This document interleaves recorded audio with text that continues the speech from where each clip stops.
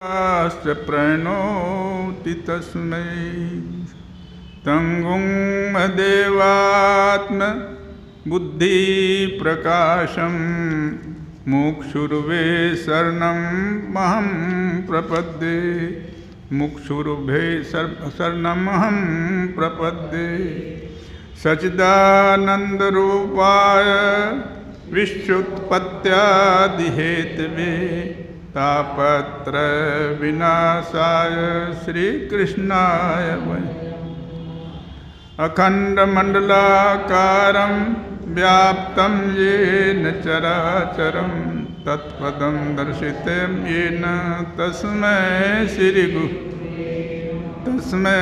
श्री गुरुवे मनोजवं मारुततुल्यवेगं जितेन्द्रियं बुद्धिमतां वरिष्ठं वातात्मजं वानरयूथमुख्यं श्रीरामदूतं शरणं प्रपद्ये श्रीरामदूतं शरणं प्रपद्ये। उपस्थित हमारे पार्श्व में बैठे हुए महामंडलेश्वर स्वामी नामधम शिवानंद जी महाराज, स्वामी शिव स्वरूप जी महाराज, उपस्थित माता एवं बहनों, भगवत प्रेमी सज्जनों, 3 दिन से आप भागवत के माध्यम से आत्म तत्व का विवेचन सुन रहे हैं। वैसे तत्वतः आपको बतलाया, जब सुखदेव और परीक्षित के साथ प्रश्नोत्तर हुआ, सुखदेव ने यही कहा, एतावान आपको सुनाया था, एतावान सांख्य योगाभ्याम स्वधर्म पर निष्ठया जन्म लाभ है परम पुंसाम अंते नारायण स्मृति। अर्थात अपनी स्मृति ही सारे जीवन का सार है। यदि अपनी स्मृति न हो तो व्यक्ति बंधन में आवागमन के चक्र में पड़ा रहेगा। सारा संपूर्ण भागवत इसी धूरी पर, आत्म तत्व के धूरी पर है, लेकिन फिर भी क्योंकि ये तत् अस्माद् अपरम किंचित मनः शुद्धेन विद्यते जन्मांतर भवेत् पुण्यम तदा भागवतम लभेत। भागवत के इतने बड़ा निर्माण करने का उद्देश्य यही है कि मन आपका एकाग्र हो जाए, क्योंकि भक्तों की कहानी, राजा के कहानी, अवतारों की कहानी, ये सब इसीलिए बनाया है क्योंकि धीरे धीरे आपका मन भगवत की तरफ लगे। हालांकि संपूर्ण भागवत केवल दर्शन तत्व पर आधारित है, लेकिन फिर भी एकादश स्कंद जो है केवल आत्म तत्व पर विवेचन किया गया है। सर कल आपको बतलाया कपिल उपदेश, जड़भरत की कहानी, ज्ञानम विशुद्धम परमार्थमेकम अनंतरम तो वही ब्रह्म सत्यम प्रत्येक प्रशांतम भगवत शब्दगम्यम यद वासुदेवे देवो कवियो वदंती रहुगणे तत्तपसानी आति न त्यज्यया निर्वपनाद गृहाद्वा न छंदसा नंद छंदसा न जलाग्नि सूर्य बिना महद पाद रजोभिषेकम। ये भी आप लोगों ने सुना। तो कहने का मतलब ये है कि सब पूरे भागवत का उद्देश्य ही आत्म तत्व का निरूपण, लेकिन एकादश स्कंद खास करके केवल आत्म तत्व ही बोला गया है। तो आज मैं क्योंकि अब तक क्योंकि पहले आपको बोला था कि पहले ज़मीन को खेरना पड़ता है। जब तक ज़मीन को ना खेरो तो भूमि में बीज डालोगे तो वो उसका सही ढंग से उत्पादन नहीं होगा। इसीलिए अब तक 3 दिन तक तो ज़मीन खेरा। आज आपके सामने एकादश स्कंद का प्रसंग रख रहा हूँ। पहले अध्याय में एकादश स्कंद के प्रथम अध्याय में यदुकुल का कैसे संहार हुआ, क्योंकि सबसे विलक्षण प्रश्न है। भगवान लिखा है, पहले बोला था आपको, रामस्य वर्जनम बलैर्नियमनम पांडुसुतानां वनम वृषीणाम निधनम नलस नृपते राज्यात परिभ्रंशनाथ नाट्याकार अर्जुनस पतनम संचिंत लंकेश्वरे सर्वम काल वशात जनोत्रह का कम परित्रायते। सब काल के वशीभूत हैं और पैदा हुआ है, उनको जाना है। जातस ध्रुव मृत्यु जाना है। तो यह सबसे दुर्भाग्य ये रहा कि भगवान कृष्ण ने द्वारका बसाया, यदुकुल का विस्तार किया, अपने सामने संहार भी किया। तो ये पहले अध्याय में ये लिखा है। दूसरे अध्याय में प्रारंभ होता है एकादश स्कंद का। जब भगवान कृष्ण द्वारकापुरी में थे तो उनके दर्शन के लिए नारद जी आए। आसमान से नारद जी आए तो क्योंकि नारद को और जगह साफ था, उनको कहीं गोदोहन वेला तक नहीं रुक सकते, लेकिन द्वारकापुरी में नारद साप से मुक्त था। द्वारकापुरी में आने पर वो कभी भी कितने भी टूट सकते हैं, इसीलिए द्वारकापुरी में पधारे। जो कहते हैं ऐसा कौन प्राणी है जिसे इंद्रियों को तो प्राप्त हो, वह भगवान के ब्रह्मा आदि बड़े बड़े देवताओं के उपास्य शरण कम जो सबके उपास्य देव है, उसका लीला श्रवण कौन करना नहीं चाहेगा। क्योंकि दिव्य रस गंध मधुर गंध मकरंद अलौकिक जो उनकी लीला है, उसको लीला का अर्थ, लीला का मतलब क्या होता है? लीला किसको कहते हैं पता है आपको? लीनम अर्थम इति लीला, जिसमें अर्थ लीन हो, जिसमें अर्थ उसमें छुपा हुआ हो। तो भगवान कृष्ण ने जो कुछ भी किया वो लीला किया। वो तो ब्रह्म परमात्मा थे, लेकिन वो लीला किया उन्होंने। तो लीला का श्रवण करने के लिए, देखने के लिए नारद जी वहाँ आए। नारद जी जब पधारे तो वसुदेव कहते हैं कि प्रभु, दुनिया के जितने भी प्राणी हैं, कहते हैं भूतानाम देवचरितम सुखाय च दुखाय च सुखाये भी साधु नाम त्वाम दृशाम अच्युत महात्मन। अर्थात नारद के लिए वसुदेव कह रहे हैं कि प्रभु, संसार के जितने भी प्राणी हैं, सृष्टि के जितने भी व्यक्ति हैं, वो दुख के लिए भी होता है, सुख के लिए होता है। आज सर्दी का मौसम है, सर्दी का मौसम है, धूप में बैठना पसंद आता है, तरका में बैठना पसंद आता है। यही तरका ग्रीष्म ऋतु में जून जुलाई में कोई तरका में बैठना पसंद नहीं करता। तो भूतानाम देवचरितम, देवताओं का चरित्र, मनुष्य का चरित्र सुख दुख के लिए हो सकता है, लेकिन जो संत होते हैं वो कभी दुख के लिए नहीं होता। वो सुखा ये भी साधु नाम, सुख साधु का चरित्र केवल सुख देने के लिए होता है, दुख देने के लिए नहीं होता है। तो भगवान के जो जन्म देने, भगवान को जो जिसके अवतार हुए, वो वसुदेव नारद जी के लिए कह रहे हैं। कहते हैं इतने ही नहीं, आगे कह रहे हैं कि भजंती यथा ये यथा देवान देवापि तथेन तान छाए व कर्म सचिव साधव दिन वत्सल। कहते हैं कि देव, जो जिस देवता की जैसी उपासना करोगे वैसा फल मिलेगा। आप क्या मांग रहे हो वो आप पर निर्भर करता है। जो कुछ मांगेगे वो देवता उपासना से वो देगा, लेकिन छाए व कर्म सचिव है, जो कर्म आप करोगे वो कर्म को भोगना पड़े। छाए व, जैसे काया को छाया नहीं छोड़ती, काया को छाया छोड़ती है? नहीं छोड़ती। इसी प्रकार जो भी कर्म आप करोगे वो कर्म का फल आपके पीछा करेगा, कर्म नहीं छोड़ेगा। कहते हैं साधव दिन वत्सल, लेकिन संत एक ऐसा है जो दीन पर दया करते हैं, गरीबों पर दया करते हैं, जो असहाय है उस पर दया करते हैं। ये नारद जी के लिए कौन कह रहे हैं? वसुदेव जी कह रहे हैं। कहते हैं कि मैं आपको आपके दर्शन करके मैं कृत हो गया का, लेकिन एक बात, क्योंकि संत आते हैं तो सभी अपने समस्या रखते हैं। संत किसी के लिखा है, अपने गुरु के पास और संत के पास दुख को मत छिपाओ। जैसे डॉक्टर के पास आप जाते हो, डॉक्टर के पास रोग को छिपाओगे तो आपको लाभ नहीं मिलेगा। जब रोग को बताना चाहिए, जो आपको रोग है, जब डॉक्टर के पास जाओगे रोग छुपाओगे तो दवाई क्या देगा।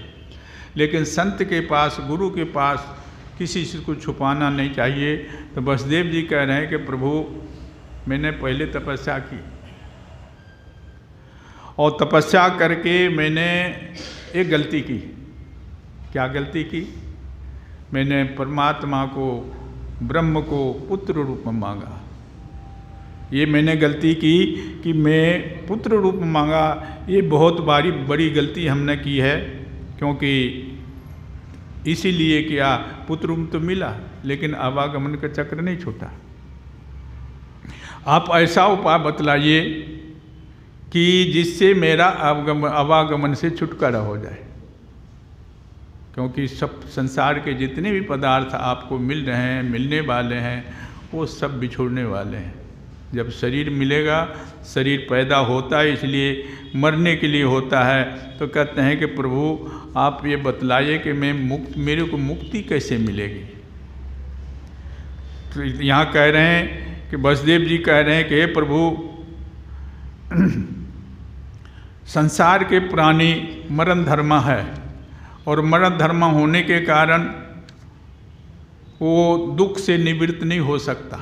क्योंकि कल मैंने बतलाया था, जब कपिल से देवहूति ने कहा कि बोले बेटा सब कुछ सुविधा मेरे को पास है, लेकिन सब सुविधा होने के बावजूद मृत्यु को भय हमारा सता रहा। ऐसा उपाय करो जिससे कि मैं मृत्यु से मुक्त हो जाऊं। तो उन्होंने क्या बोला, स एव साधु सुकृतो मोक्ष द्वारम अपावृतम। बोले कि माँ यदि साधु के साथ तुम संग करोगे तो मुक्ति, तुम्हें मृत्यु से मुक्ति मिल जाएगी, जन्म से मुक्ति मिल जाएगी। तो इसी प्रकार उन्होंने वसुदेव ने प्रश्न किया नारद से। नारद जी अब कह रहे हैं कि देखो मैंने आपके सामने एक दृष्टांत रख रहा हूँ। क्या दृष्टांत रख रहा हूँ? एक बार की बात है, आज नाम भारतवर्ष के विदेह राज्य के सहायता के निमित्त बड़े बड़े ऋषियों के एक महान यज्ञ करा रहे थे। उस यज्ञ में योगीश्वर, 7 योगीश्वर जो थे वो वहाँ पधारे, और वो 7 योगेश्वर से उन्होंने स्वागत किया।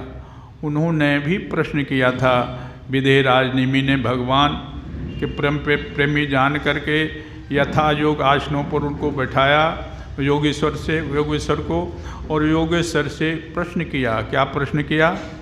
कहते हैं कि जीवों के लिए मनुष्य का शरीर प्राप्त होना दुर्लभ है। दुर्लभो मानुषो देहो देही नाम क्षण भंगुर तत्रापि दुर्लभम मन्ये वैकुंठ प्रिय दर्शनम। मनुष्य का जीवन तो दुर्लभ है, लेकिन दुर्लभ होने के साथ क्यों दुर्लभ होने के साथ क्या है? क्षण भंगुर है।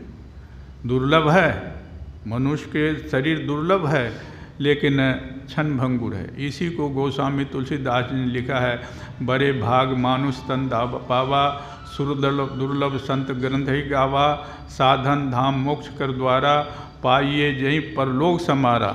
जोन तरे भव सागर नर समाज से पाए सो कृत निंदक मंदमति आत्म हनिगत जाए।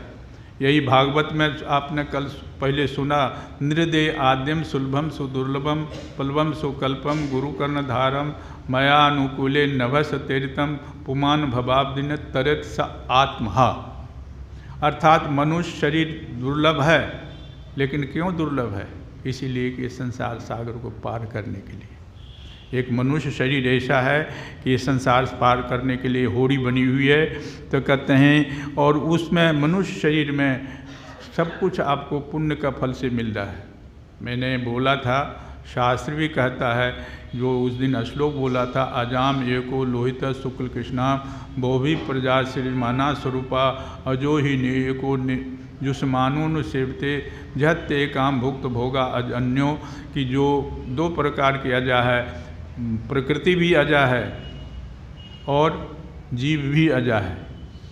प्रकृति अजा है, जीव भी अजा है। प्रकृति अजा का 3 स्वरूप है, सत्व रज तम, और जो जीव है वो अजा नित्य है। प्रकृति त्रिगुणात्मक है, तो इसीलिए मन में आप कई आपके हर समय भावना बदलती रहती है, तरंग उठता रहता है। और जीव भी अजा है, तो जो अजा जीव है वो जीव कोई कर्म के फल को भोगने के लिए तल्लीन रहता है, कोई कर्म के फल को त्यागता है। क्यों? उल्टी है वो, जो आपने पीछे किया है वो इस जन्म में उल्टी के रूप में आपको मिल रहा है, तो उल्टी समझ के उसको त्यागता है। तो वही कह रहे हैं, लेकिन संत का दर्शन पूर्व जन्म का कर्म नहीं है, पूर्व जन्म का पुण्य का फल है। बड़े भाग पूर्व जन्म का कर्म का फल तो सुख दुख आपको मिल रहा है, लेकिन पूर्व जन्म के पुण्य का फल क्या है? लिखा है, भाग्यो उदेन बहुजन्म समर्जिते न सत्संगम चो लभते पुरुषो यदा हुए। वो जीव भाग्यशाली हैं जिनको सत्संग मिला हुआ है, वो जीव भाग्यशाली ने, जो संपत्ति वाला वो जीव भाग्यशाली नहीं, वो तो भोगने के लिए उल्टी भोग रहे हैं, जो उन्होंने किया है वो भोग रहे हैं। लेकिन वो जीव भाग्यशाली है जिनको सत्संग मिला हुआ है। तो वही कह रहे हैं, यहाँ कह रहे हैं कि मैं भाग्यशाली हूँ कि आपके दर्शन हो रहे हैं, और दर्शन हो रहे हैं तो मैं, और कहते हैं इसीलिए त्रिलोक भावन महात्माओं के लिए आप लोग कहते हैं, तो पूछते हैं कि प्रभु आप ये बतलाइए परम कल्याण का स्वरूप क्या है। पहला प्रश्न क्या किया? परम कल्याण का स्वरूप क्या है और उसका साधन क्या है। क्योंकि कोई स्वरूप है, अब मैं कहता हूँ 3 चीज़ आपके पास है, साधन, साध्य और साधन। साधन, साध्य और साधन, साध्य, एक और चीज़ है, 3 चीज़ आपके पास है, हैं? साधक, साधन, साध्य और साधक।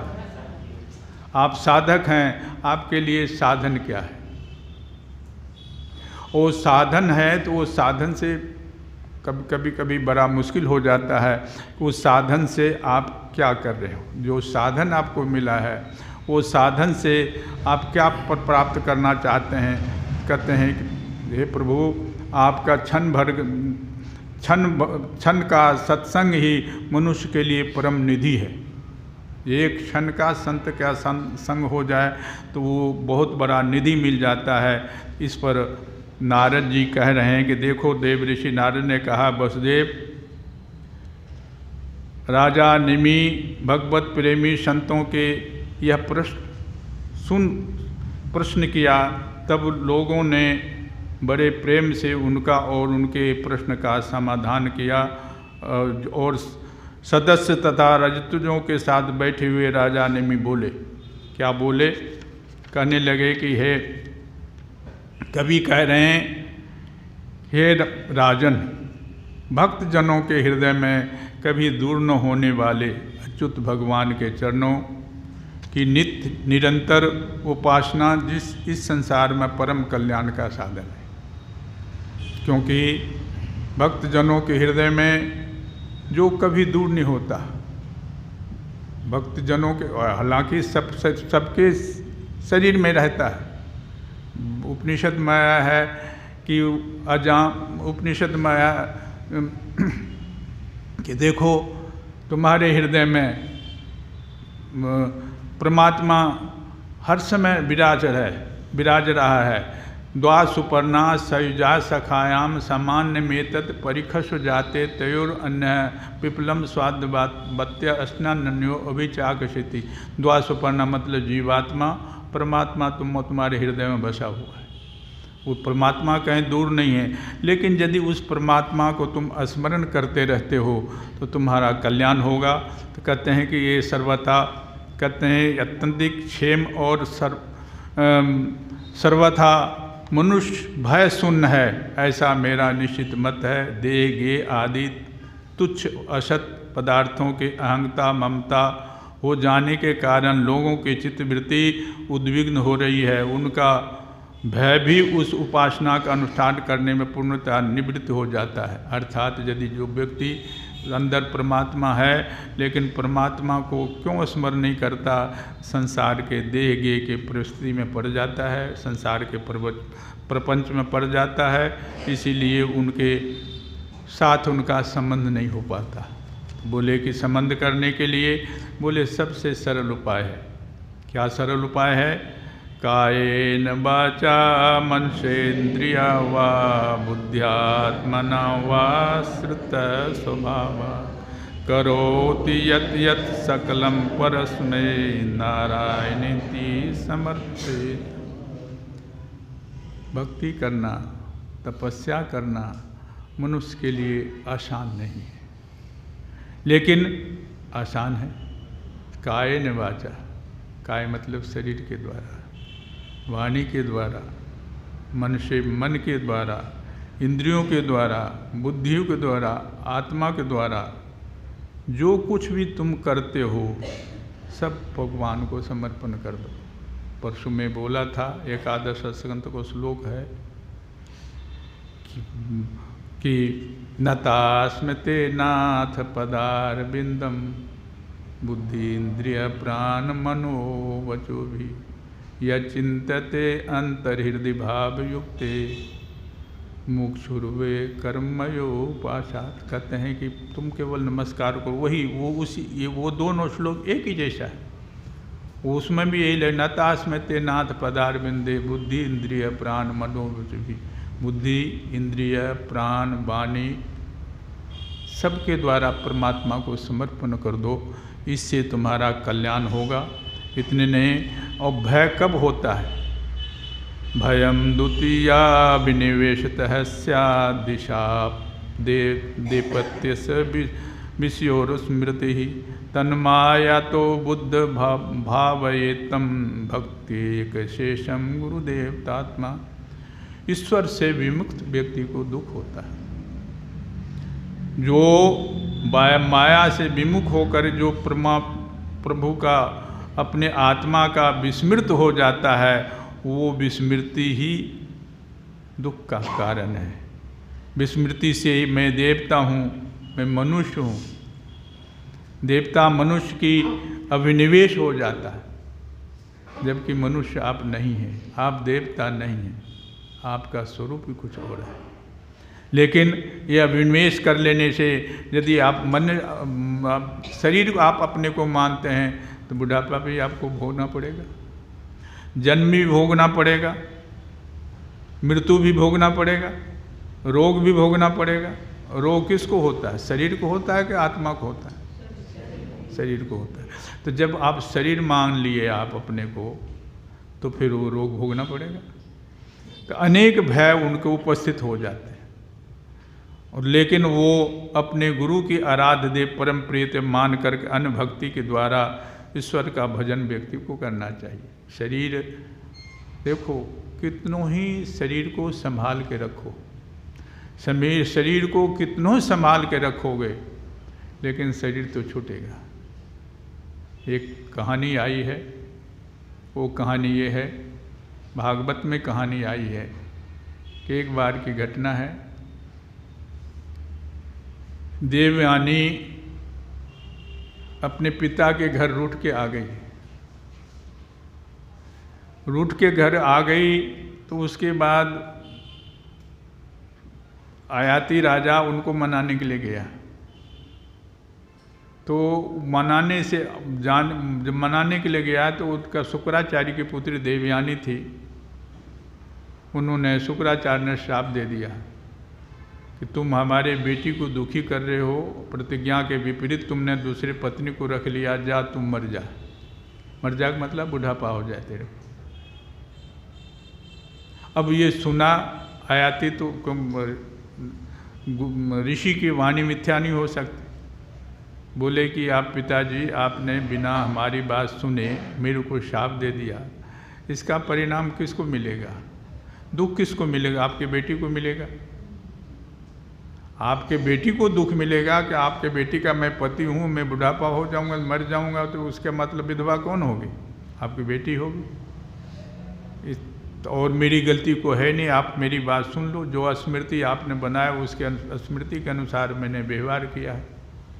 ऐसी परिस्थिति में आपका साथ देना उचित नहीं है। अपनी गलती को शुक्राचार्य ने स्वीकार किया और कहा अब तुम्हें शाप दे दी, आप क्या कर सकते हैं? बोले कुछ करो। बोले यही कर सकते हैं, तुम अपने बुढ़ापा किसी को देकर जवानी किसी से ले सकते हो। ठीक है, अब वो तो करेक्शन यही हुआ। घर आया, घर आने के बाद अपने राज्य में आया, राज्य में आने के सारे बेटा को पूछा, तुम अपना जवानी मेरे को दे दो, क्योंकि संसार को भोगा न भुगता वय में भुगता, तृष्णा न जीर्णा वय में जीर्णा। भोग से व्यक्ति तृप्त नहीं होता। तो तुम बेटे से बोले तुम अपनी जवानी मेरे को दे दो, मैं कुछ दिन और संसार को भोग लूँ। कोई बेटा तैयार नहीं हुआ। इसमें छोटा बेटा तैयार हो गया कि पिताजी मेरी जवानी आप ले लो। इतने में जमराज आ गया। बोले क्या तुम क्या कर रहे हो? बोले मैं कर क्या रहा हूँ, अपने जवानी पिता को दे रहा हूँ। बोले महान गलती कर रहे हो। अरे पिता ने तो इतने दिन संसार को भोगा, वो तृप्त नहीं हुआ, और तुम तो अभी संसार भोगा नहीं, तुम जवानी मत दो। बोले अच्छी बात, ठीक है, आपकी बात मैं मान लूँगा, लेकिन एक बात हम आपके मान लूँगा, मेरी बात आप मान लो। बोले क्या तुम रख रहे हो बात? बोले बात यही है कि मैं अपनी जवानी नहीं दूंगा, आप मेरे दरवाज़ा पर कभी नहीं आओगे ना। यमराज से कहा तुम हमारे दरवाजे पर नहीं आओगे ना। बोले तो ये हो नहीं सकता, तुम्हारे दरवाजे पर नहीं आऊँ ये हो नहीं सकता। तो बोले जब मैं आपके आप मेरे दरवाजे पर आओगे, मेरे को ले जाओगे, तो आज ही हम चलें तो क्या परेशानी। तो जो व्यक्ति इस बात को स्वीकार करता है कि मृत्यु अनिवार्य है, संसार के पदार्थ अनिवार्य नहीं है, संसार के आपको मकान मिले न मिले, शादी हो न हो, संतान हो न हो, नौकरी मिले न मिले, ज़मीन मिले न मिले, ये तो हो सकता है, लेकिन मृत्यु न मिले ये हो नहीं सकता। तो जब बोले मृत्यु मिलेगा तो फिर जीव अभी रह करके क्या करेंगे। इसीलिए कबीर ने कहा कि जा मरने से जग डरे, मेरो मन आनंद, कब मरी हों कब पाई हों पूरन परमानंद। तो पूरन परमानंद जब अपने जीवन वो भी एक बात ध्यान रखना, ये बहुत पॉइंट की बात है। अभू मिला तो तभू मिलेगा, नहीं तो जमपुर भाषा साधो भाई जीवत ही कर भाषा। मरने के बाद नहीं मिलेगा, यदि अभी आपको मिल गया तभी मरने के बाद मिलेगा। मरना तो भोग के लिए, जो आपने किया है उसको भोगने के लिए मरोगे। तो अभू मिला, अभी परमात्मा के साथ संबंध जुड़ा, शरीर छूटने के बाद भी परमात्मा के साथ संबंध जुड़ेगा। अभी आपके साथ नहीं जुड़ा तो शरीर छूटने के बाद परमात्मा के साथ नहीं जुड़ोगे, वो तो वहीं जाओगे जहाँ आपका कर्म होगा, जैसा आपका संकल्प हुआ। यत्र यत्र मनोदेही धार्य सकलम धिया, सिन्हा दोषात भयात वापी याति तत्व स्वरूपताम। जहाँ जहाँ मन आप दोगे वहीं आप जाओगे, चाहे कितनों ही प्रयास करो। तो इसीलिए कहते हैं कि ऐसी परिस्थिति में कहते हैं कि जो प्रभु को नहीं भूलता है, अंदर बसा लेता है, तो प्रभु के पास जाता है। परमात्मा को बसा लेता है तो परमात्मा के पास जाता है। कहते हैं इतने नहीं, कहते हैं अविद्या, सच पूछो तो भगवान के अतिरिक्त, आत्मा के अतिरिक्त और कोई वस्तु है ही नहीं।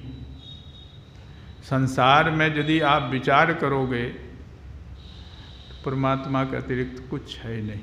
कल आपने बतलाया, सृष्टि का कर्म बतलाया। सृष्टि का कर्म जो कुछ भी आप देख लो, सृष्टि कहाँ से हुई है। अभी गीता को आप पाठ कर रहे हो, क्या लिखा है? द्वाम वो पुरुषो लोके क्षरस्साक्षर एव च क्षरस् सर्वाणि भूतानि कूटस्थोक्षर उच्यते। इसका अर्थ क्या हुआ?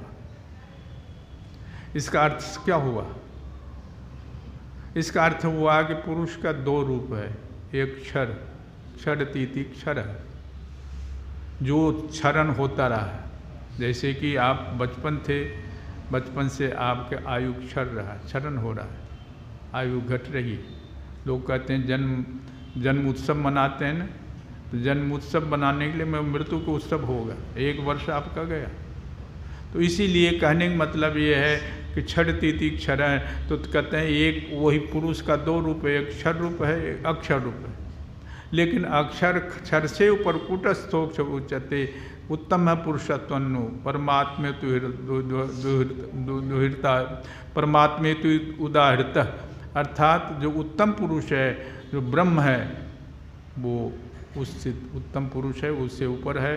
तो वही कहते हैं कि राजन, ये संसार आत्मा के अतिरिक्त कुछ नहीं है, सब कुछ आत्मा है, परंतु न होने पर भी इनकी प्रतीति होने लगती है, न होने पर भी इसकी प्रतीति होती है। इसके लिए क्या कहते हैं, इसके लिए आया है पहले भागवत में, आप लोगों ने सुना है, नहीं सुना है तो सुन लो, क्यों चतुस्सती भागवत में आया है।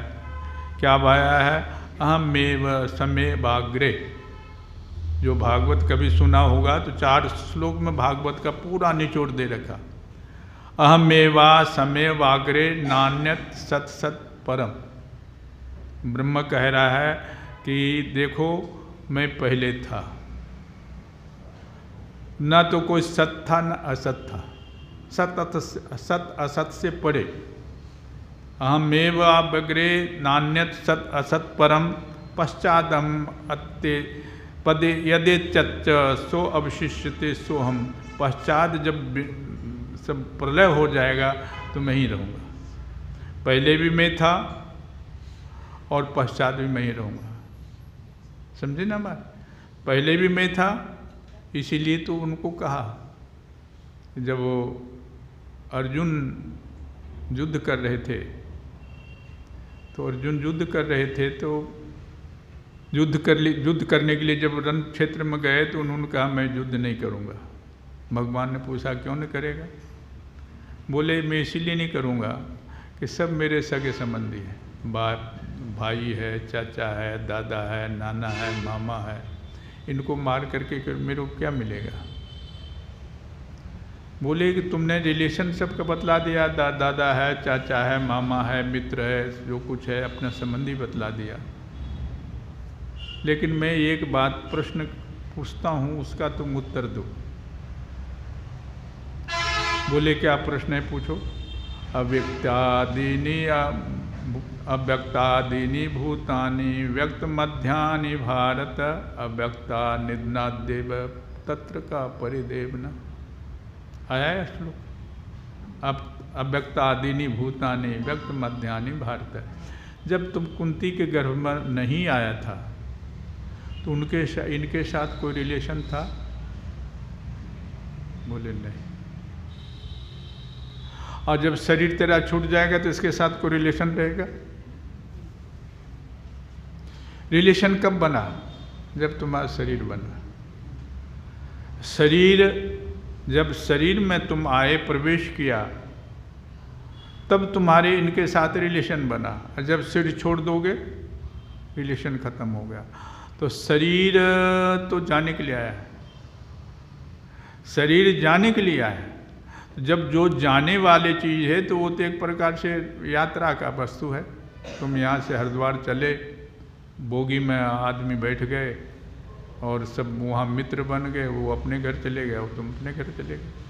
तो कहते हैं कि इसी प्रकार कह रहे हैं कि ये संसार का संबंध तब तक है जब तक संसार में रह रहो। शरीर है, शरीर के बाद कोई संबंध नहीं है, लेकिन फिर भी ऋते अर्थम यत प्रत्येत न प्रत्येत आत्मनि। संसार के प्राणी को संसार ही सत्य मालूम देता है, आत्मा ने सत्य है ये किसी को नहीं पता। आत्मा है और है तो ये पता है, लेकिन आत्मा से सत्य मालूम नहीं देता, संसार ही सत्य मालूम देता है। कल मैंने बतलाया था आपको, इसी भागवत का आगे आएगा। जागृत स्वप्न सुसुप्ति च गुण तो बुद्धि वृत्तय तासाम विलक्षणो जीव साक्षित्व ने विनिश्चित है। जो भी आप देख रहे हो, जैसे स्वप्न आप देख रहे हो, तो जब तक स्वप्न में अवस्था में हो तब तक स्वप्न की सब बातें सत्य मालूम देती कि नहीं? जब तक स्वप्न अवस्था में हो, सोए हुए हो, स्वप्न देख रहे हो, तब तक स्वप्न अवस्था में सत्य मालूम देता है, जगने के बाद वो असत्य हो जाता है। उसी प्रकार जब तक आपका इस अवस्था में हो जागृत अवस्था में हो, जागृत की वस्तु सब सत्य मालूम देता है। जब तुरीय अवस्था में जाओगे तो यह सत्य हो जाएगा। तो इसीलिए कह रहे हैं पश्चादम अचेतत सो यद यद ये च यो अवशस्यते सो अस्महम। जब शरीर सबका नष्ट हो जाएगा, सृष्टि लय हो जाएगा, तो बाद में मैं ही अकेले रहूँगा। ऋते अर्थम यत प्रतीयते न प्रतीति प्रतीयत च आत्मनि। अर्थात संसार ही सत्य मालूम दे रहा है, आत्मा सत्य नहीं मालूम देता। ऐसा कारण तद विद्याम आत्मनो माया, यही मेरी माया है। विष्णुर माया भगवती आया सम्मोहितम जगत हिंस्र स्वपापेन विनश्यते साधु समत्वेन भयाद मुच्यते। कहते हैं कि यही भगवान रीति तद विद्याम आत्मनो में, यही कहते हैं कि यही माया है। विष्णुर माया भगवती की माया यही है कि सत्य को छुपा देती है, असत्य को सत्य बना देती है, असत्य को छुपा देती है। कहते हैं यथा महांति भूतानि भूतेषु च बचे सुनु प्रविष्टानि प्रविष्टानि तथा ते शुनु ते स्वहम। कहते हैं ऐसा क्यों होता है? बोलते जैसे महांति भूतानि, महांति मतलब प्रकृति, पृथ्वी जल तेज वायु आकाश, ये महांति बोलते हैं प्रकृति। प्रकृति ने बुद्धि को पैदा किया, बुद्धि ने अहंकार को पैदा किया, अहंकार ने पंचभूत एकादश इंद्रिय पैदा किया। तो ये आपके शरीर के अंदर है कि नहीं? ये जो प्रकृति आपके शरीर के अंदर है कि नहीं? और संसार के अंदर है कि नहीं? संसार भी उसी के बना है, सारे शरीर इसी के बना। तो आपके शरीर में भी है और संसार में है, दोनों जगह बराबर है। आप जितना आपके शरीर में है वही वो उतने ही संसार में है। तो कहते हैं कि जिस प्रकार वो पंचभूत जो है शरीर में भी है, संसार में भी है, इसी प्रकार परमात्मा आपके अंदर भी है और बाहर भी है। सीधी सी बात।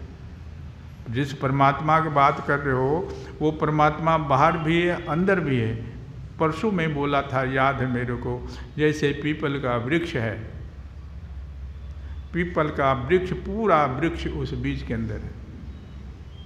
वो पीपल के वृक्ष बाहर भी है, जहाँ से पैदा हुआ पीपल के बीज जो है, पीपल का बीज पेड़ भी बाहर भी है, और वो पेड़ बीज में भी है।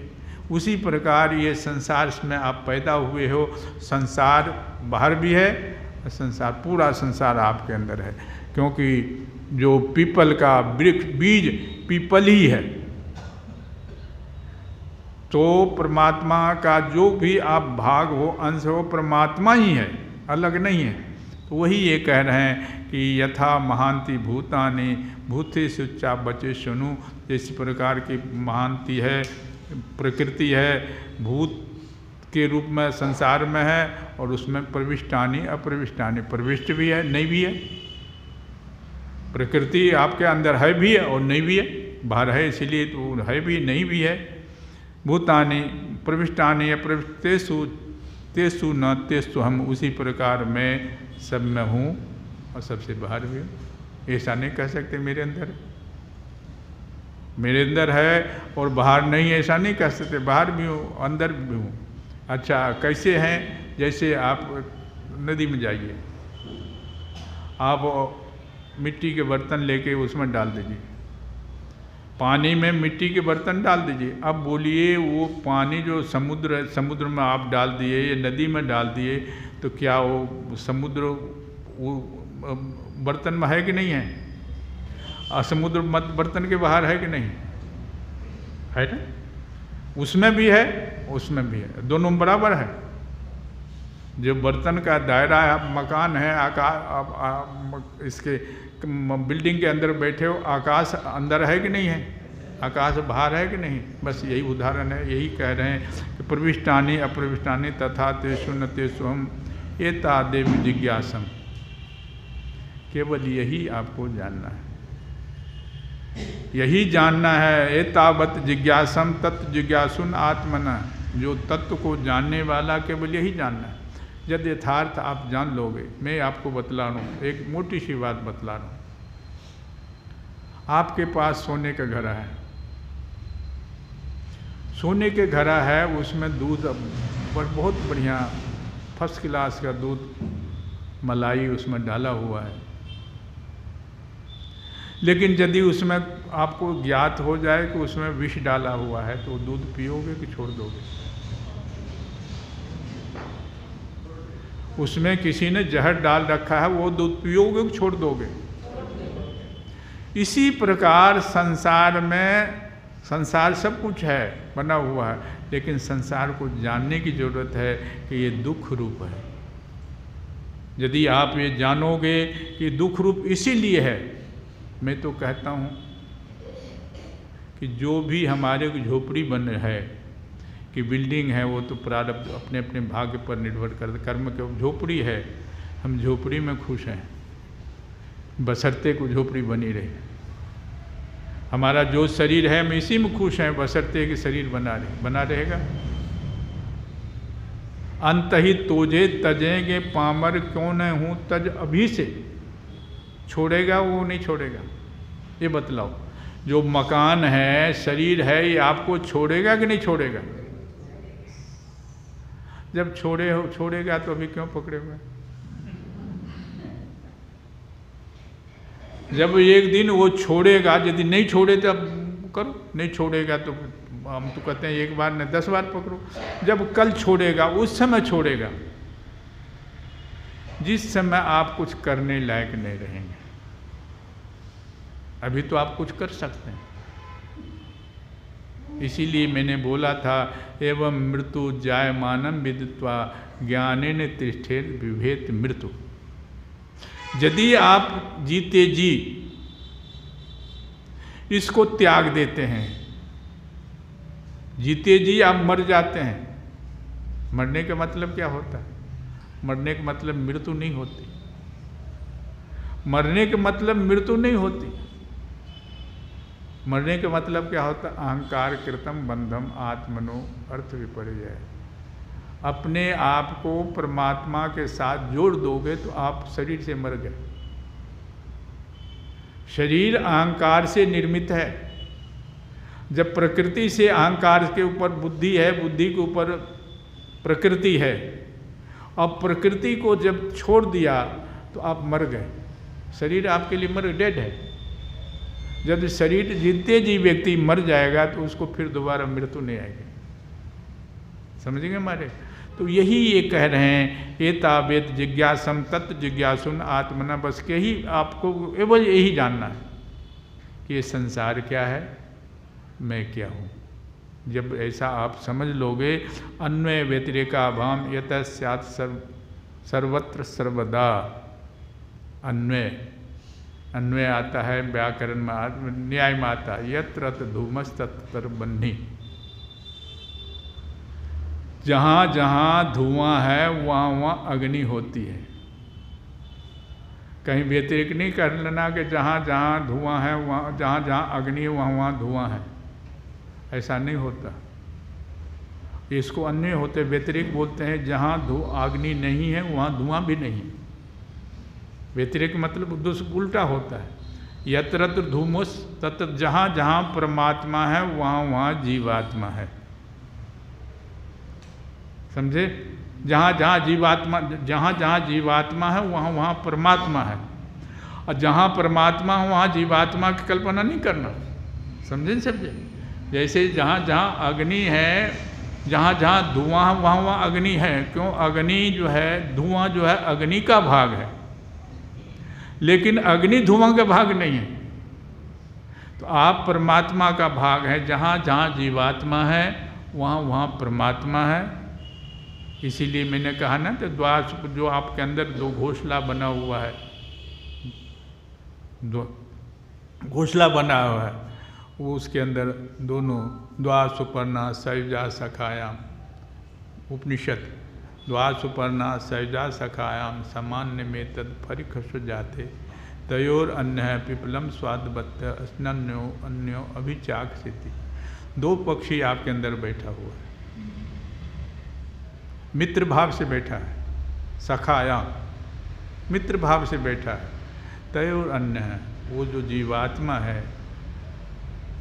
66 का अंग देखा कभी? 66 लिखो 66। 66 अंक जानते हो? हैं? 66 66 हिंदी का 66 ने, गुजराती के नहीं, हिंदी का 66 करो तो दोनों का मुख एक तरफ है। 6 करोगे दोनों का मुख है, लेकिन एक का मुख तो पहले वाला 6 का मुख तो है दूसरे वाला 6 की तरफ है, और दूसरे वाला 6 का मुख कहाँ है? संसार की तरफ। संसार की तरफ है। केवल आपको कुछ नहीं करना है, उसको यदि नीचे वाला जो संसार की तरफ देख रहे हो उसको घुमा दो, दोनों जुड़ जाएगा तो गोलाकार बन जाएगा। देख लो। तो कहते हैं कि ये द्वा सुपर्णा सहजा सखायाम सामान्य में तत् परिखस जाते, दोनों एक ही घोंसला में रह रहे हैं और दोनों शरीर का उपभोग कर रहे हैं। तयोर अन्य है पिपलम स्वादबद्ध है, उसमें जो जीवात्मा है संसार की तरफ उनकी रुचि है, वो संसार की तरफ रुचि है। और लेकिन परमात्मा कहता है कि तुम मेरे तरफ देख। जिस दिन वो उनके तरफ देखेगा उस दिन दुख की निवृत्ति होगी। जब तक उनके तरफ नहीं देखेगा, कहा है व्यवहारिक बात बतलाऊं, मित्र के पास जाओ लेकिन मित्र को भी बिना पूछे सलाह ना दो। समझे ना? मित्र के पास जाओ लेकिन मित्र को भी बिना पूछे सलाह ना दो। तो जब भगवान से पूछेगा, भगवान की तरफ जाएगा, तभी तो उनका उद्धार करेगा। तो वो इसी कहते हैं ये तावेद जिज्ञासम तत् जिज्ञासुन आत्मना अन्वय व्यतिरेकाभ्याम यत् स्यात् सर्वत्र सर्वदा, जो सब जगह है वो सब सर्वत्र है और वो सदा है, नित्य है। जो नित्य नहीं है वो सब जगह नहीं हो सकता। जो नित्य नहीं, अनित्य है, सब जगह नहीं हो सकता। जो नित्य है वो सब जगह है। तो ऐसा आपने सतश्लोकी भागवत से सुना, वही उसी का कह रहा है यहाँ। जैसे स्वप्न के समय स्वप्न दृष्टा की कल्पना से अथवा जागृत अवस्था में नाना प्रकार के मनोरथ का विलक्षण दिखाई देता है। स्वप्न अवस्था में अभी मैंने बतलाया ना, स्वप्न जो होता है जागृत स्वप्न सुसुप्ति च गुण तो बुद्धि वृत्तय तेषा तासाम विलक्षणो जीव साक्षित्व विनिश्चित है। भागवत आगे आएगा, इसी भागवत में आगे भागवत का श्लोक बोल रहा हूँ। तो कहते हैं कि जैसे स्वप्न अवस्था में आपका स्वप्न के वस्तु को सत्य मालूम दे रहा है, उसी प्रकार जागृत अवस्था में जो सत्य वस्तु मालूम दे रहा है, परमार्थ अवस्था में इसका बाध हो जाता है। परमार्थ अवस्था में सत्य नहीं रहता। तो कहते हैं कि उसी प्रकार विभिन्न प्रकार के मनोरथ व्यक्ति करता है। मनोरथ से उनका कोई संबंध नहीं है, लेकिन मनोरथ करता है। विचारवान पुरुष को चाहिए संसारिक कर्मों के संबंध में संकल्प विकल्प करने वाले मन को रोक दे, वहीं रोक दे। यदि आप चाहते हो, इसीलिए लिखा है मन ये मनुष्यानाम बंधनम मोक्ष कारणम, मन का ही खेल विस्तार है। स्वप्न में भी मन का विस्तार है और जागृत में भी मन का विस्तार है। उसको कर बस ऐसा करते ही उसे, जैसे आप मन को रोक दोगे, आप जरा विचार करो, योग का करने का उद्देश्य क्या है? योग का करने का उद्देश्य क्या है? योग का मतलब व्यायाम नहीं है। योग है चित्तवृत्ति निरोध।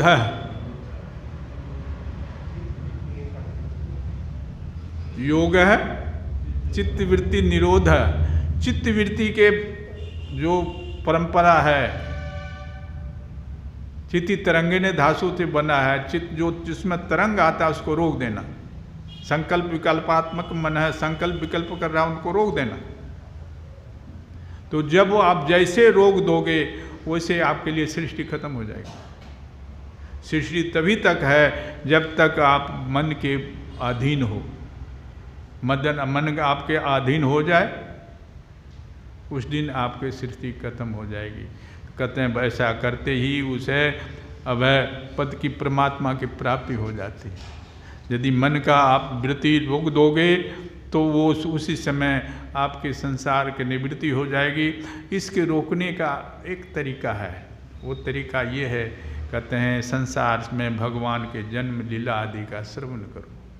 जैसे आप पाठशाला में जाते हैं, बच्चे को भेजते हैं, तो बच्चे को जब भेजते हैं पाठशाला में तो स्लेट देते हैं, स्लेट में लिखता है, खड़िया से लिखता है, बाद में पेंसिल से लिखता है, फिर तो उसका मोढ़ा में सब कुछ आ जाता है। तो ये सब जितने भी उपासना है, लीला कथा है, सब मंगल मन को रोकने के लिए है।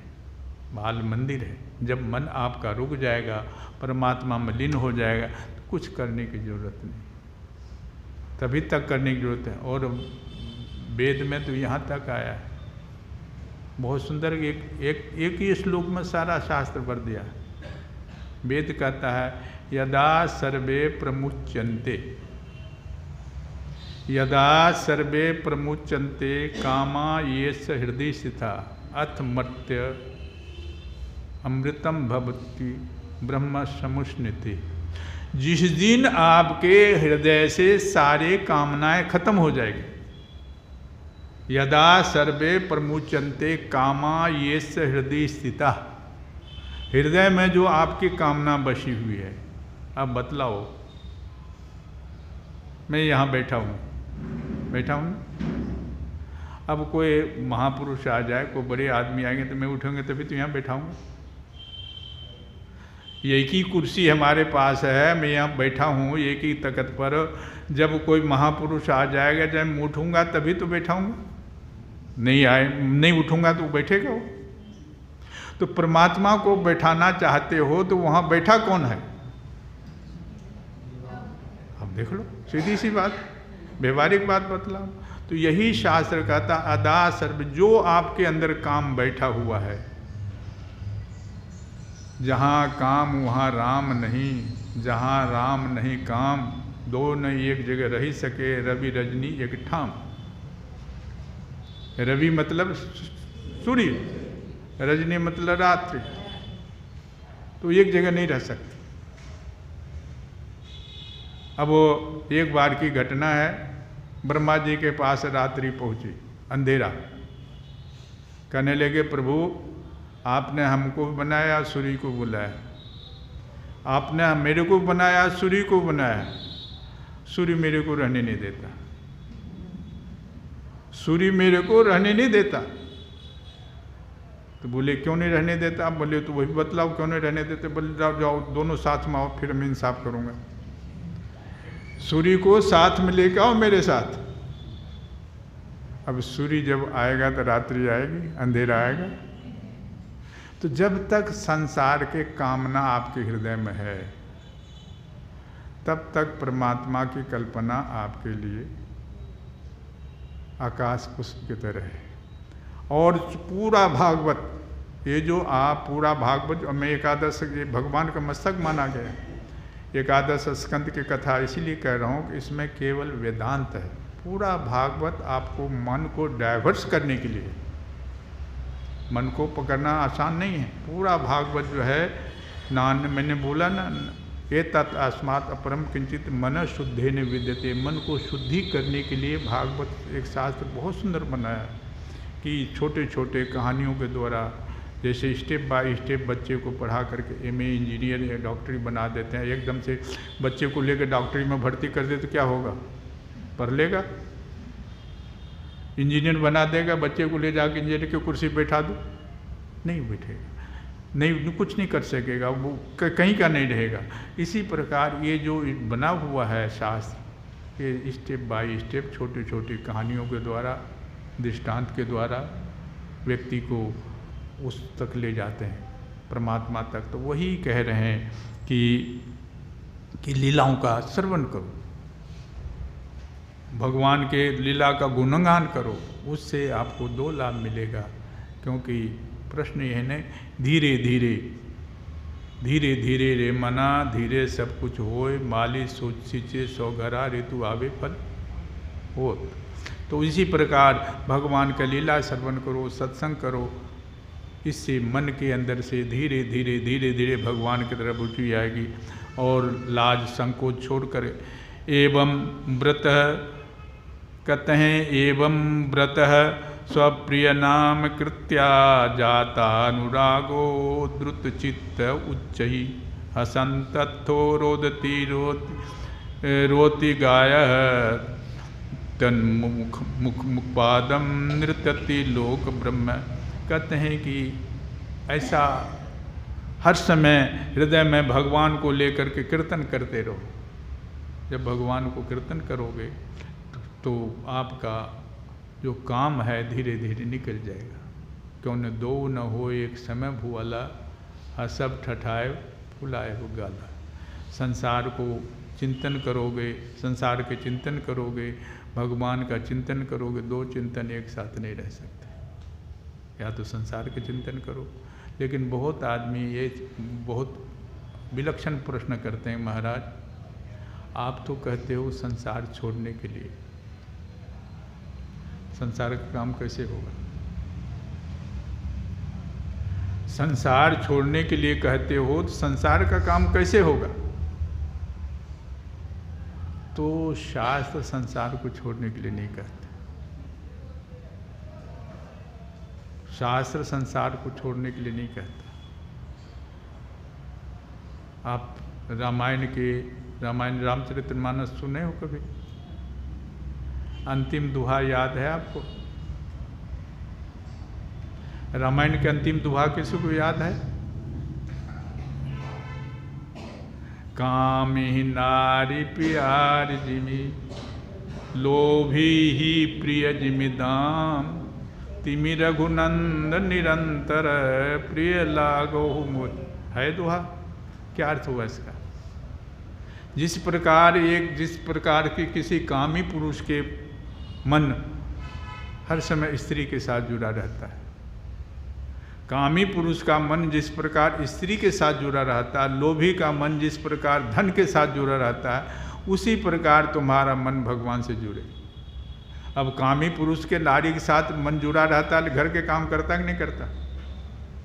जरा देखो, बहुत विलक्षण प्रश्न है। इतने आप लोग गृहस्थी भोगी हो, कभी बच्चे किसी गलत रास्ते में पड़ जाता है, आपके सामने व्यक्त नहीं करता, लेकिन मन में हर समय चिंतन करता रहता है। जो काम बताओ सब काम कर देता है, जो काम बताओगे सब काम करेगा, लेकिन मन कहाँ रहता है?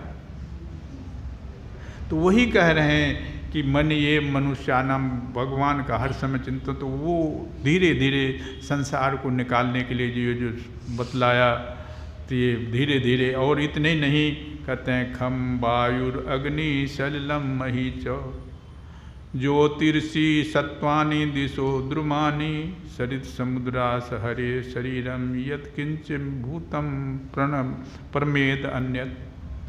जो कुछ भी है, इतना ध्यान रखो, जो कुछ है परमात्मा है।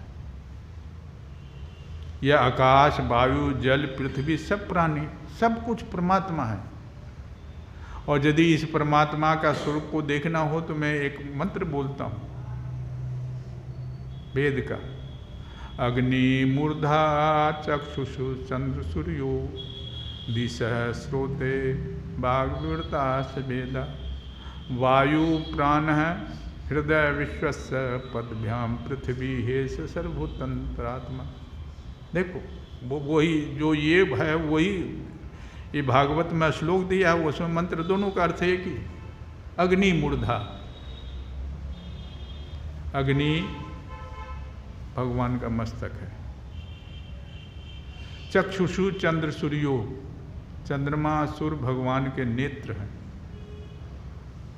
वायु प्राण है, भगवान का प्राण संचार करने वाला वायु है, वायु प्राण है।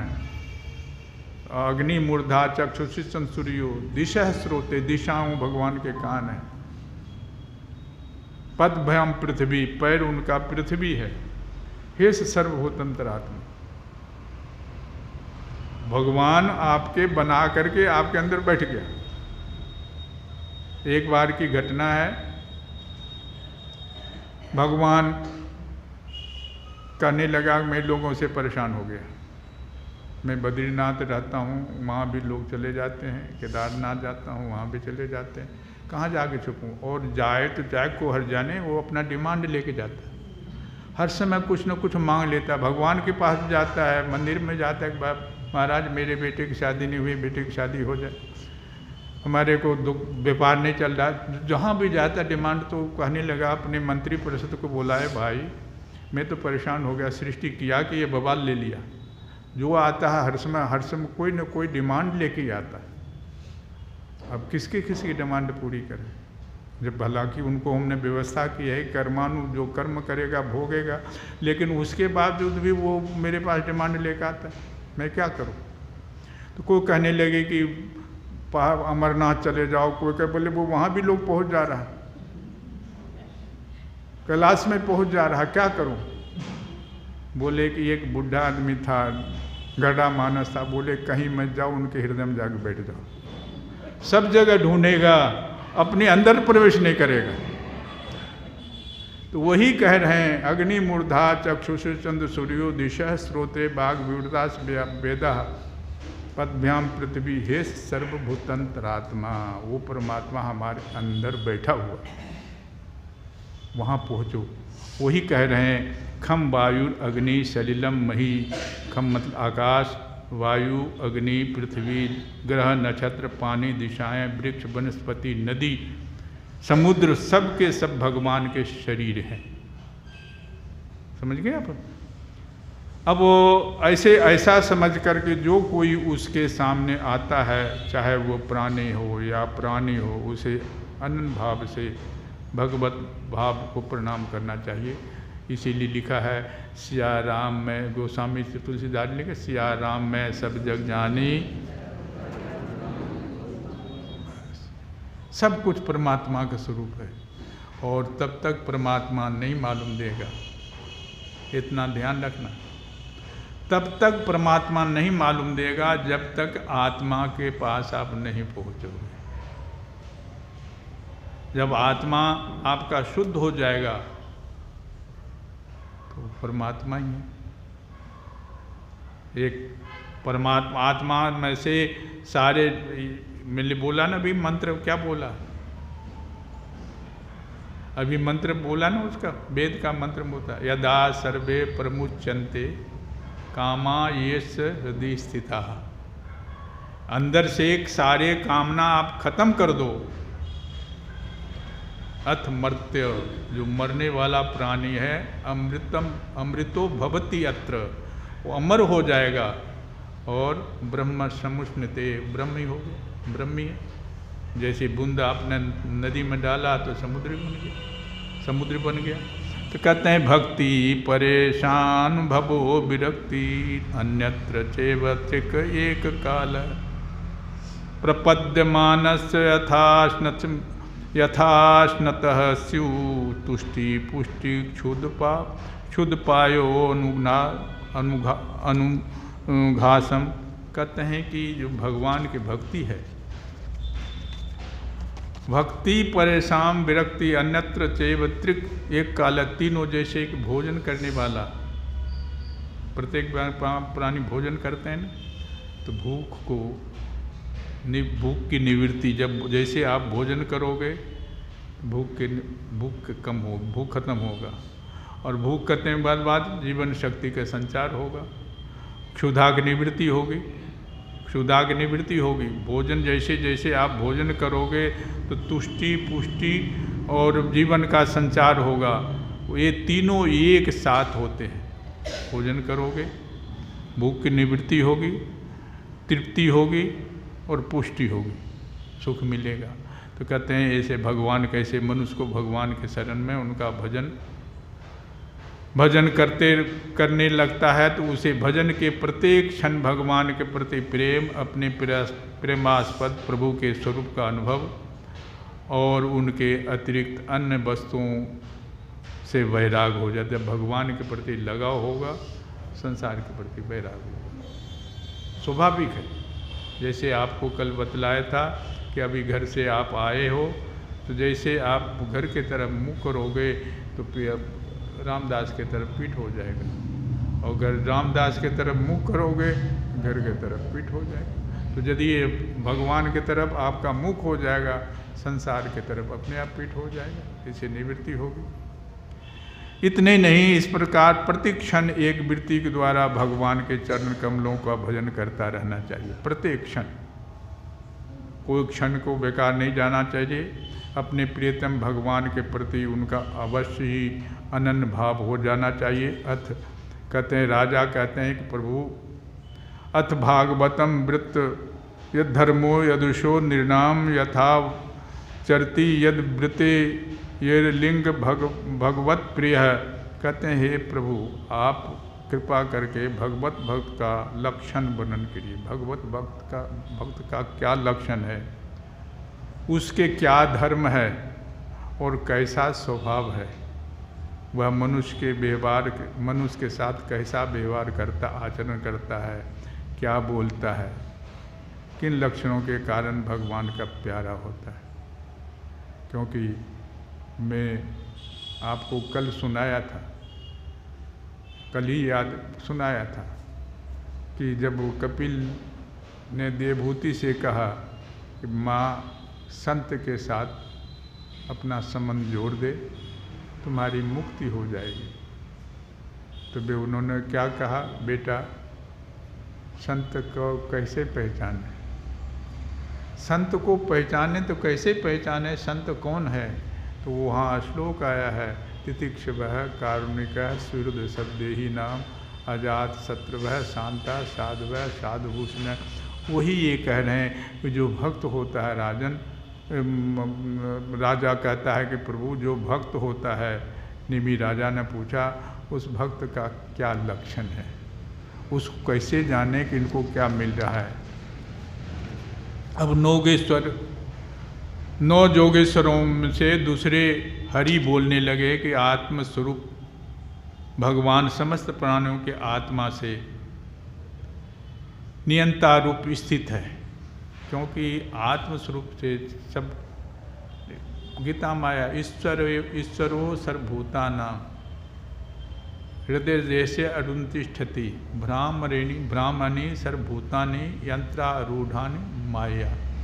ईश्वरो सर्वभूतानां, परमात्मा जो है सभी प्राणी के हृदय में बैठा, और हृदय में बैठा नहीं, वो जैसे ब्राह्मण सर्वभूतानि, सारे संसार को वही नचा रहा है। जैसे ड्राइवर गाड़ी में बैठ करके गाड़ी को नचाता है, उसी प्रकार प्राणी को नचा रहा है। ईश्वर है सर्वभूतानां हृदय देशे अरुन्तिष्ठति ब्राह्मण सर्वभूतानि यंत्रारूढ़ानि। यंत्रारूढ़ानि में कार की तरह, किसके द्वारा, माया। समझे, विष्णुर माया भगवती आया सम्मोहितम जगत हिंस्रः स्वपापेन विनश्यते साधु समत्वेन भयाद मुच्यते। तो माया के द्वारा उस सबको नचा रहा है। तमेव शरणम गच्छ सर्वभावेन भारत है। वही वो गीता में एक ही मैं कह रहा हूँ ना, जीव और परमात्मा और माया, तीन के अतिरिक्त और क्या चीज़ है। बोलने के लिए तो यही तीन चीज़ है। चाहे गीता को सुन लो, चाहे वेद सुन लो, चाहे भागवत सुन लो, चाहे कुछ भी, चाहे संत के वाणी सुन लो, सब में एक ही बात तो है। मैं ये कह रहा हूँ, एक एक कंदोई की दुकान में बहुत लंबी लाइन लगती है। कोई कंदोई की दुकान में, कंदोई जानते हो ना, हलवाई मिठाई बेचने वाले के दुकान में लंबी लाइन लगती है। और कोई मिठाई वाले की दुकान देखता रहता है कैसे ग्राहक आएगा। कोई देखता है कि ग्राहक कैसे आएगा, कोई किसी के पास समय देने के लिए नहीं, उसको इंतजार ही करनी पड़ती। लेकिन सबके दुकान में वही लोट, वही खांड, वही घी है कि और चीज़ है। एक ही चीज़ है, वही खांड है, वही लोट है, लेकिन बनाने की कला है, बनाने की कला है। तो कहने का मतलब ये है कि वही कह रहे हैं, ईश्वर सर्वभूतानां हृदय देशेन तिष्ठति भ्रामयन् सर्वभूतानि यंत्रारूढ़ानि माया, यंत्र रूढ़ की तरह बैठाता है, घुमाता है। और इसी प्रकार अब आगे के आगे का हम कहेंगे कि कहते हैं कि हे प्रभु नियंता है, जो कहीं भी न्यूनता अधिक न सर्व परिपूर्ण है, और वो परमात्मा कहीं कम ज़्यादा नहीं है। कहीं कोई सोचे कि कहीं ज़्यादा है कहीं कम है, नहीं। अब प्रश्न ये है, देखो, लेकिन कभी कभी कोई व्यक्ति विशिष्ट हो जाता है, कोई कभी विशिष्ट हो जाता है, तो वो परमात्मा नहीं, परमात्मा न सबको। अब पीपल का बीज जो है, सब में पीपल का पेड़ बराबर है कि ज़्यादा कम है? हैं? लेकिन कोई पीपल का बीज विकसित हो जाता है ज़्यादा, कोई छोटा सा रह जाता, होता है नहीं? वो उस पर विकास पर निर्भर करता है, उसके कार्य पर निर्भर करता है। वो कितना विकास किया, कैसा उसको संग मिला, कैसे मिट्टी मिली, कैसे पानी मिला, कैसे खाद मिला, उस पर निर्भर करता। सब एक ही चीज़ है, क्योंकि सबके अंदर एक ही परमात्मा है, सबके अंदर एक ही पंचभूत है, सबके अंदर जो अंदर पुर्जे लगे हुए हैं ना, सबके अंदर एक ही पुर्जा है, कोई पुर्जे में कोई फर्क नहीं है, कोई फर्क नहीं है। लेकिन किसने कितना विकास किया है उस पर निर्भर करता है, किसने कितना साधना किया, किसने कितना तप किया है। वेद में आया है, स्वदेही अर्णिम कृत्वा प्रणव चौत्रार्णि ध्यान मथन अभ्यासात देवम पत्नी सुनुगुटवत। जो मथनी ज़्यादा देर से चलाता है तो उसको जल्दी मक्खन मिल जाता है, जो कम चलाता है उसको देर से मिलता है। समय अधिक हो गया है, पौने 7 हो गया, अब हैं 7:45 हो गया है। श्री रामचंद्र कृपालु भज मन हरन भव भय, नव कंज लोचन कंज मुख कर कंज पद कंदर्प अगणित अमित छवि नव नील नीरज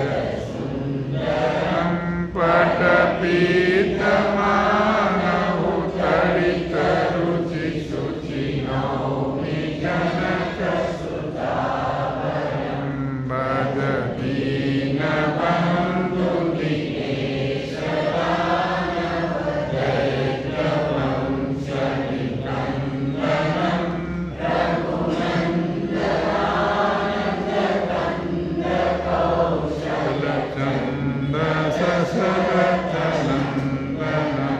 शिर मुकुट कुंडल तिलक चारुहार अंग विभूषणं आजान भुज सर चापकर संग्रामजित कर दूषणम् इति वदति तुलसीदास शंकर शेष मुनि मनरंजनम् मम हृदय कुंज निवास कुरु कामाधिकल जलधं श्री रामचंद्र कृपालु भज मन हरन भव भय दारुणं नव कंज लोचन कंज मुख कर कंज पद कंज। राजा रामचंद्र भगवान